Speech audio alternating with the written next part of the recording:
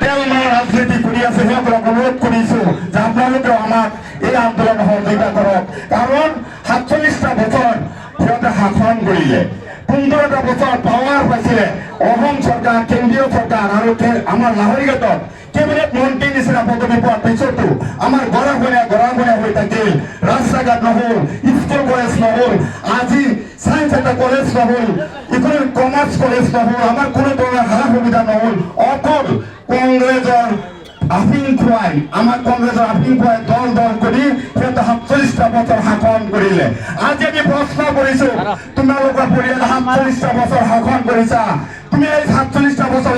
কি কৰিছা হেতা পত্ৰ প্ৰকাশ কৰি ৰাইজক জনোৱা আমি চেলেঞ্জ কৰিছো কাৰণ তোমালোকে একোৱেই কৰিব পৰা নাই অকল ভুল পথে মানুহবিলাক সংগঠিত কৰি প্ৰকাশ জোৰত এই মানুহবিলাক কংগ্ৰেছৰ দলতন্ত্ৰমুক্ত কৰি এই ফাইদাটো তোমালোকে লৈছা প্ৰথমতে আমি কৈছো দল নহয় দল মত নিৰ্বিশেষে এবাৰ পৰিৱৰ্তনৰ যাত্ৰাত মানুহ ওলাই আহিছে তোমাক এবাৰ লাহৰীঘাট সমষ্টিৰ বিধায়ক নহয় বিদায় দিয়া হ'ব টকা তোমাৰ টিকেট তোমাৰ ভোট আমাৰ বিদায় তোমাৰ নিশ্চিত কাৰণ আমি বিদায় দিবলৈ সাজু আছো আৰু ইয়াতে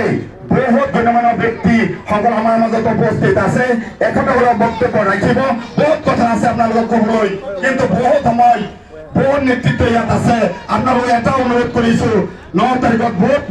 তলাচানীৰ ছবিত ভোট দি চিত্ৰিকা মানে জয়যুক্ত কৰিবলৈ আশা ৰাখি মোৰ শুভবুদ্ধ মহামৰিছো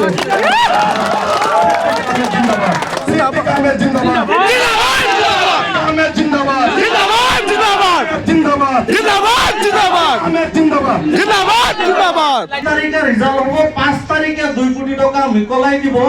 এটা সায়েন্স আৰু কমাৰ্চ কলেজ খোলাৰ কাৰণে গতিকে আপোনালোক সকলোৱে এতিয়া আমি মিলি আমি ডক্টৰ ফৰিদুল হুছেইন কোন আৰু কেনেকুৱা ব্যক্তি কিমান মানৱ দৰদী মানুহ এইখিনি আমি চিনাকি কৰাই দিয়াৰ সময় কোনোবা এজন অকৰ্মণ্য মন্ত্ৰী বুলি কওঁ জাতিৰ কোনো সমস্যা সমাধান কৰা নাছিলে জাতিৰ সমস্যা বনাই ৰাইজক ভয় বাবুকিৰা ৰাজনীতি কৰি আজি এই ইমান দিন পাৰ কৰি আহিছে সেই এমপিজন বৰ্তমান সাংসদজনক আমি চিনাকি কৰাই দিয়াৰ দায়িত্ব গোটেই লাহৰীঘাট সমষ্টিৰ ৰাইজ গতিকে ৰাইজক মই এটা কথা অনুৰোধ কৰিছো ডক্টৰ ফৰিদুল হুছেইন কোন আমি সকলোৱে মিলি অহা ৯ তাৰিখে পৰিৱৰ্তনৰ নামত ভোট দি পেলাই আমি ফৰিদুল হুছেইনক চিনাকি কৰাই দিব লাগিব আৰু এই দায়িত্ব আমি সকলোৱে ল'ব লাগিব লমনে নাই গতিকে ধন্যবাদ আমাৰ মাজত আহি তেখেতে আমাৰ খা খবৰ লৈছে বা কি কৰিছে এইটো আপোনালোকে জানে এই মই আপোনালোকক এটাই ক'ব বিচাৰিছো যে আপোনালোকে জানিছে যে যোৱাকালি আমি যিসকল ব্যক্তিয়ে আমি ডাক্তৰ ফৰিদুল হুছেইনৰ হৈ আমি লাহৰীঘাট সমষ্টিত কংগ্ৰেছ দলৰ প্ৰাৰ্থিত্ব পোৱাবলৈ আমি চেষ্টা কৰিছিলোঁ আৰু লাষ্টত গৈ এই সমষ্টিৰ ৮০% মানুহে বিচৰাৰ পাছতো তেখেতক বঞ্চিত কৰি সেইজন ব্যক্তিকে আকৌ কংগ্ৰেছ নেতৃবৃন্দ বা ওপৰ মহলে টিকেট জাপি দি লাহৰীঘাটৰ মানুহক বিপথে পৰিচালনা কৰাৰ কাৰণে চেষ্টা কৰিছে আৰু সেই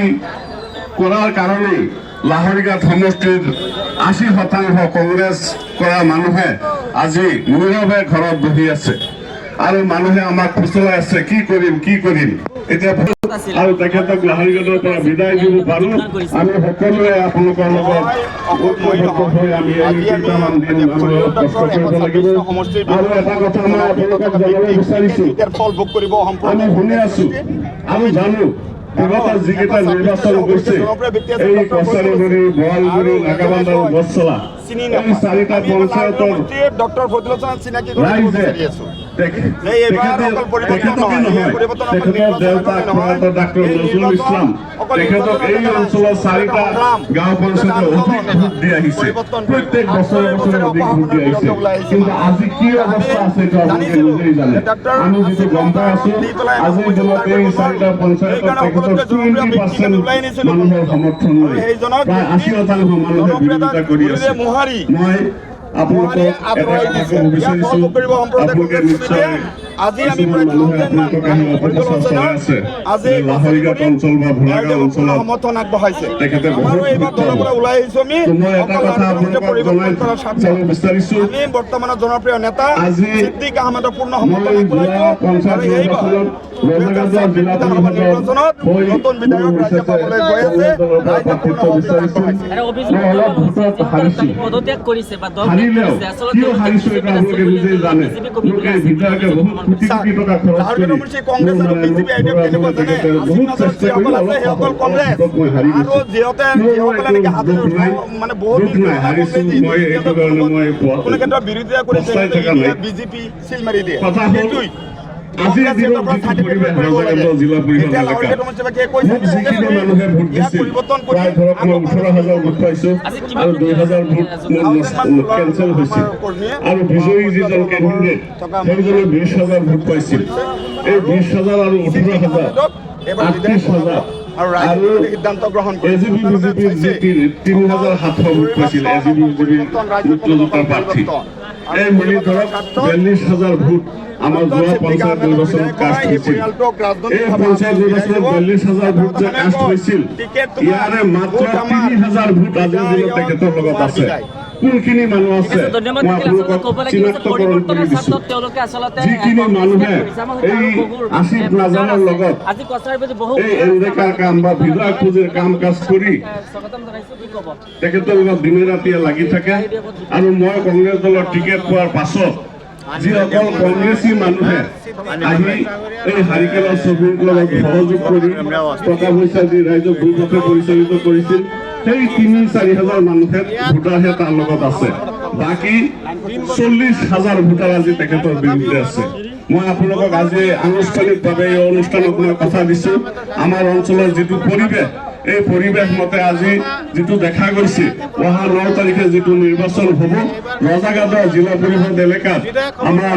এই AIDF দলৰ যিজন কেণ্ডিডেট তেখেতে কমেও 20ৰ পৰা